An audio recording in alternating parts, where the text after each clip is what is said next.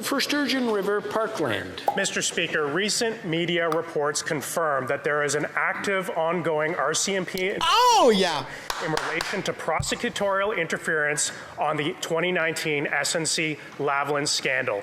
My question to the government is a simple yes or no question. Is the Prime Minister, any member of Cabinet or their staff currently under investigation by the Rcmp? Yes or no? There it is. The Honourable Government House Leader.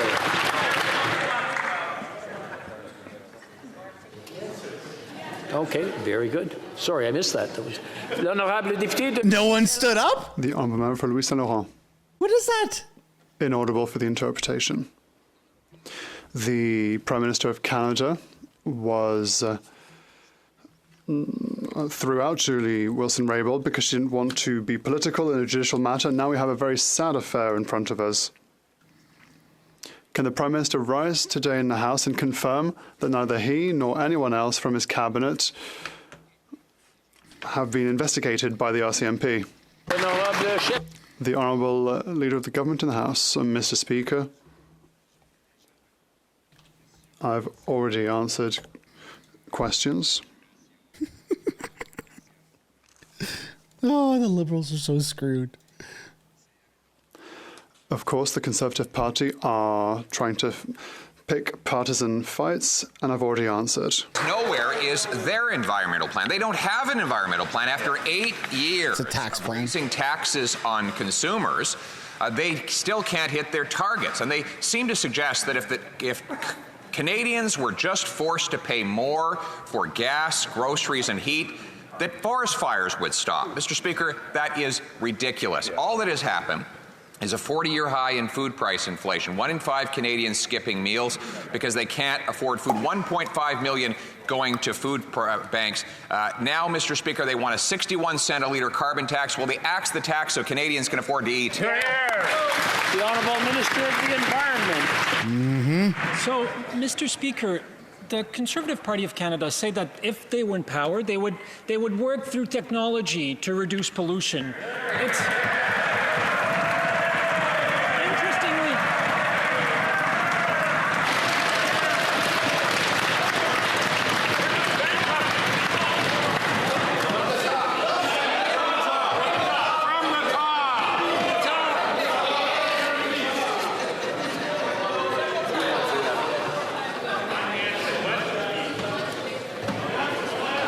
The Honourable Minister, you've got about 20 seconds left, please.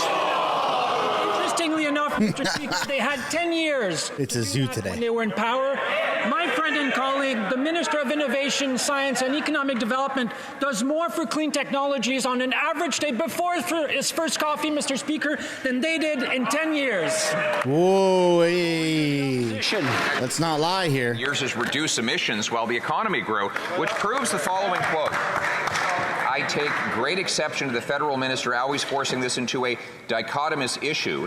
Either you believe in exactly what we say or you don't believe in climate change. That's completely illogical. It's completely false dichotomy. It's a false dilemma, and it's as insulting as it is simplistic. Who said that? The Liberal Premier of Newfoundland.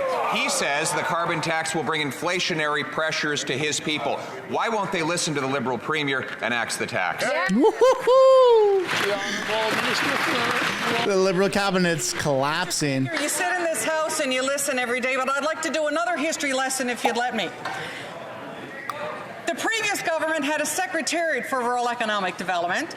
This government, which they axed, by the way, Mr. Speaker, it was this government that put in place a standalone Department of Rural Economic Development, whose #1 issue and mandate is to connect the country from coast to coast to coast, because that is the equalizer.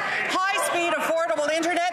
And by the way, Mr. Speaker, I was in the member opposite's riding last week and made a $71 million announcement in partnership with the Government of Ontario to connect the riding of Carleton. Thank you, Mr. Speaker. The Honourable Leader of the Opposition.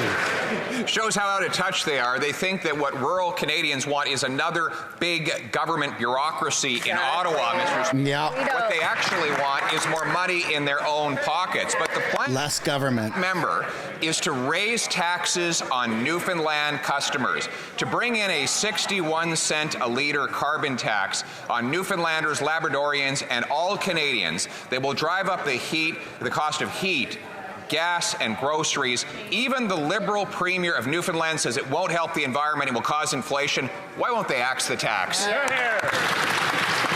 Honourable Minister of the Environment. Thank you, Mr. Speaker. 2 years ago, Atlantic Premier has asked us to delay by 2 years the implementation of our clean fuel regulations, which was something the Conservative Party campaigned on during the last campaign, Mr. Speaker. We did exactly that. We listened to the Atlantic Premiers. We delayed the implementation of that important piece of regulation to ensure that Canadians have access to cleaner fuels all across the country, and it's already generating billions of dollars of investment throughout the country, Mr. Speaker. The Minister of Public Safety either knew or ought to have known that Paul Bernardo was being transferred to medium security. To say otherwise is not credible. The Minister is at the top of the org chart in his department. He has dozens of political staff and high-level officials. They all report to him. If it's true that he didn't know, then he's grossly incompetent. The Minister must take responsibility, be accountable, and resign. The Honourable Minister for Public Safety.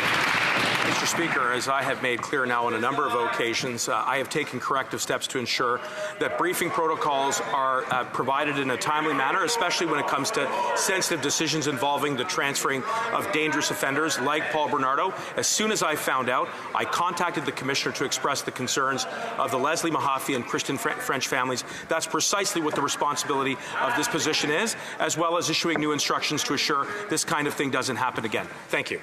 The Honourable Member for South Surrey White Rock. As long as that monster is in medium security, the Minister's weak directive means nothing. Under the last Conservative government, we provided for necessary restrictions. These Liberals and this Minister scrapped that threshold to provide that all prison inmates be placed in the least restrictive environment possible. He allowed this to happen. This minister is responsible for this outrageous transfer. He is not a passive observer in this travesty. He should resign. Yes, sir. Or yes, ma'am. Far from being merely an observer, I've been active in advocating for victims' rights, Observer. those of the families of Leslie Mahaffey and Kristen French, because I hope, like all members, I share great compassion for them and sympathy given the, no doubt, the re-traumatization that they've had to endure. On the contrary to what Conservatives have said, Mr. Speaker, this new instruction is stronger than anything the Conservatives ever did when it came to victims' rights, Mr. Speaker. And if they were so worried about it, then why did they cut $300 million in their last year of government to the Correctional Service of Canada? We know why. They're all talk. They're no action.